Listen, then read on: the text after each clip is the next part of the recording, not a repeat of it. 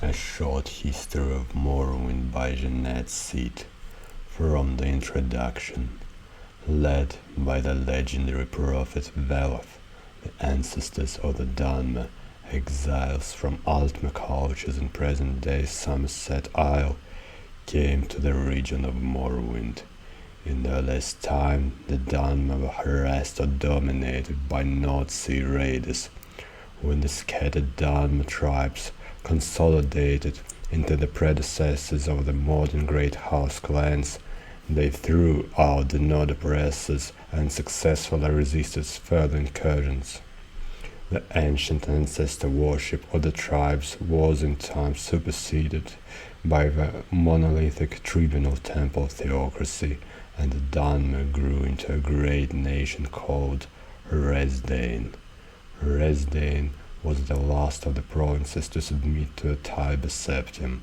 Like Black Marsh, it was never successfully invaded and was peacefully incorporated by treaty into the empire as the province of Morrowind. Almost 4 centuries after the coming of the Imperial Legions, Morrowind is still occupied by the Imperial Legions, with a figurehead Imperial King, though the Empire has reserved most functions of the traditional local government to the ruling councils of the 5 great houses.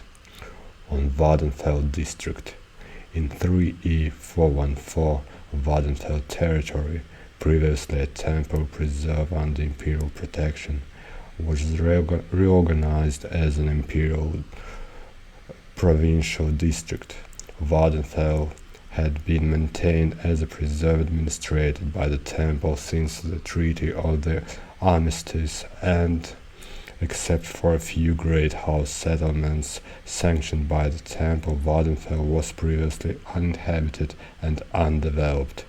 But when the centuries-old temple ban on trade and settlement over Vvardenfell was revoked by King of Morrowind, a flood of imperial colonists and great house Dunmer came to Vvardenfell, expanding old settlements and building new ones. The new district was divided into Redran, Hlaalu, Telvanni and Temple districts, each separately administered by a local house council or temple priesthoods, and all under the device and consent of Duke Dren and the district council in Ebonheart.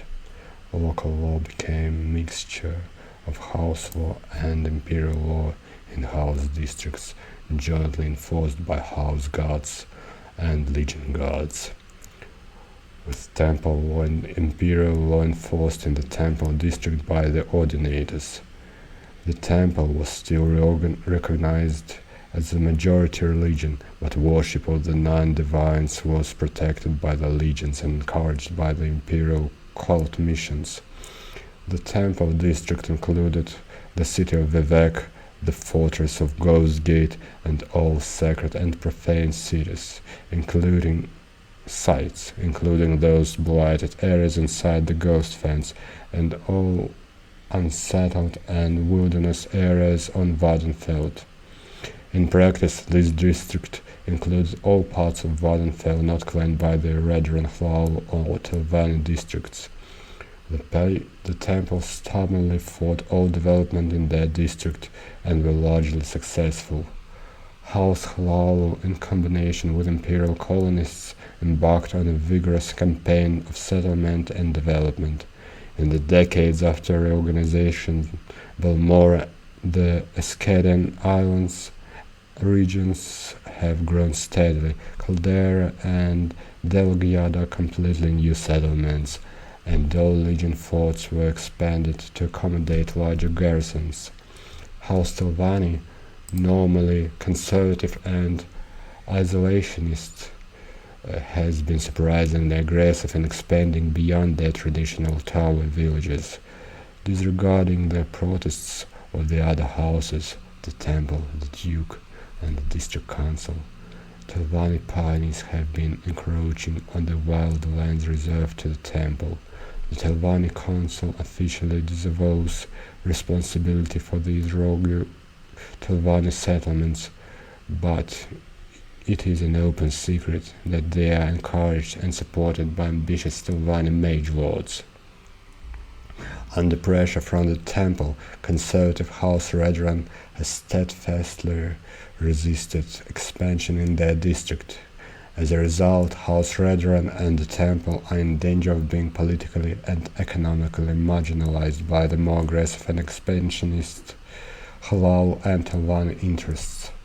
The imperial administration faces many challenges in the Vattenfall district, but the most serious are the great house rivalries, animosity from the Ashlander nomads, internal conflicts within the temple itself, and the Red Mountain Blight. The struggles between Great House, Temple, and Imperial interests to control Vattenfall's resource could at any time erupt into full-scale war. Ashlanders raid settlements, plunder caravans, and kill foreigners on their wild lands. The temple has unsuccessfully attempted to silence criticisms and calls for reform within its ranks, but most serious are the plagues and diseased hosts produced by the blight storm sweeping out of the Red Mountain. Vattenfall and all Morrowind have long been menaced by the legendary evils of Dagoth Ur and his ash vampire kin dwelling beneath Red Mountain. For centuries the temple has contained this threat within the ghost fence, but recently the temple's resources and will have faltered, and the threat from Red Mountain has grown in scale and intensity. If the ghost fence should fail, and hosts of blighted monsters were to spill across Vattenfall's town and villages, the Empire might have no choice but to evacuate Vattenfall's district and abandon it to disease and corruption.